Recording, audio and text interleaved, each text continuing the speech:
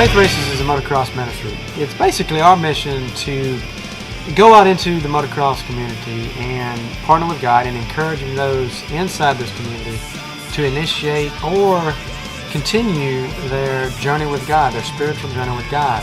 Faith Racers is not a certain denomination. We're not tied to any one denomination. We simply want to just live out our faith in God at the races. We have a team of riders who go out, and their main objective is going to the races to be a light.